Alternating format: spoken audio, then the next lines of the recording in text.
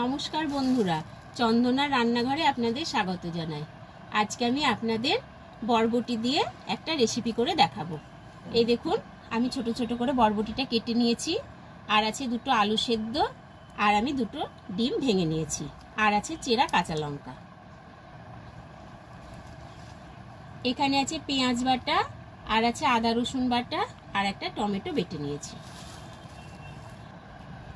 আমি এখানে একটা পাত্র নিয়ে নিলাম, নিয়ে আমি বরবটি কুচনোগুলো দিয়ে দিলাম।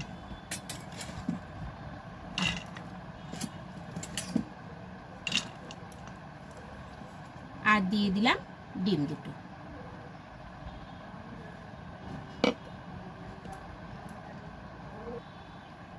আর আমি দিয়ে দিচ্ছি একটু লবণ।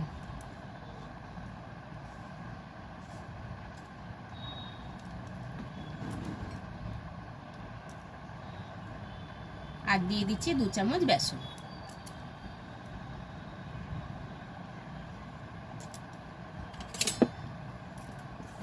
সবগুলো আমি ভালোভাবে মাখিয়ে নেব।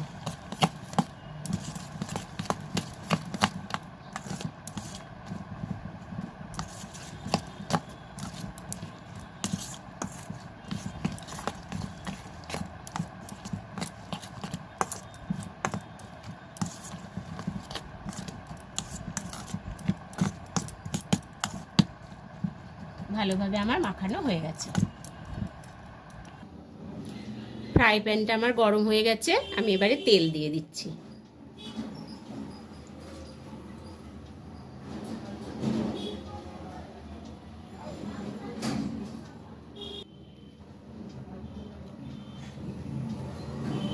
আমি মিশ্রণটি এবারে ঢেলে দিচ্ছি।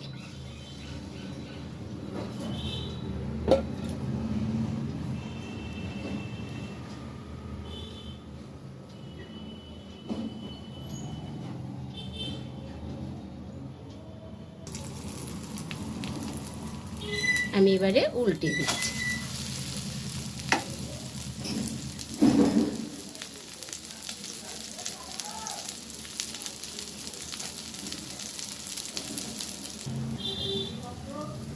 এপিট ওপিট দুপিট ভালো করে আমি ভেজে নিলাম, নিয়ে আমি এইভাবে এবার কেটে নেব।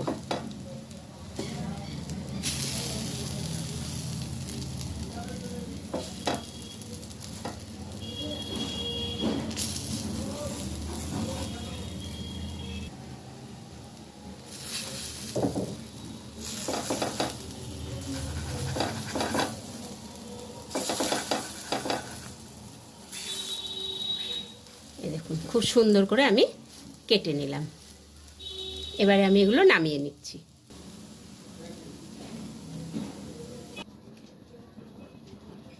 আমি এবারে কড়াইয়ে তেল দিয়ে দিচ্ছি।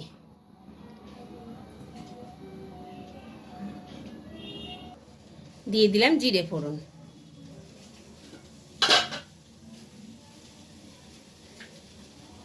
দিয়ে দিচ্ছি চেরা কাঁচা লঙ্কা।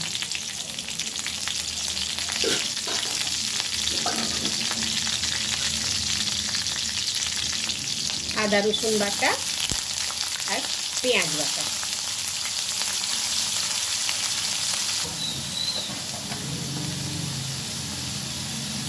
দিয়ে দিলাম 1 চামচ জিরের গুঁড়ো।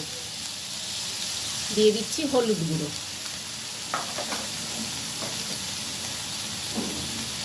আর দিয়ে দিলাম টমেটো বাটাটা। মশলাটা আমি খুব ভালোভাবে ভেজে নেব।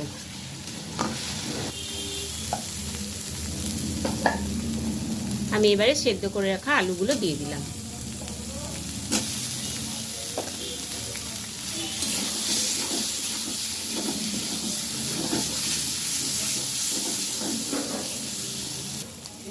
পরিমাণ অনুযায়ী জল দিয়ে দিচ্ছি।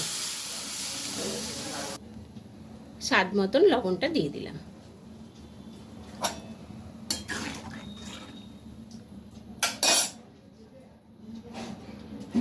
দিয়ে আমি ঢাকনাটা দিয়ে দিচ্ছি। কিছুক্ষণ পর ঢাকনাটা খুলে দিচ্ছি।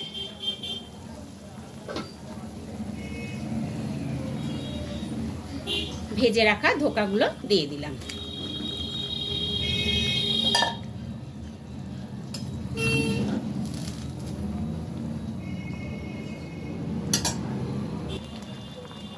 গরম মশলার গুঁড়ো ছড়িয়ে দিলাম।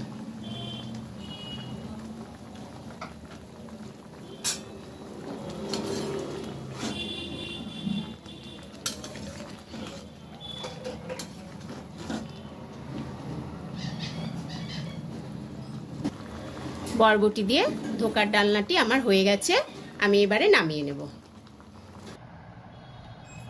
বন্ধুরা, এই রান্নাটি আপনাদের ভালো লাগলে ভিডিওটিকে প্লিজ লাইক ও শেয়ার করবেন এবং আমার চ্যানেলটিকে প্লিজ সাবস্ক্রাইব করে দেবেন। আবার দেখা হবে নতুন একটি রেসিপি নিয়ে, নতুন একটি ভিডিওতে। ধন্যবাদ।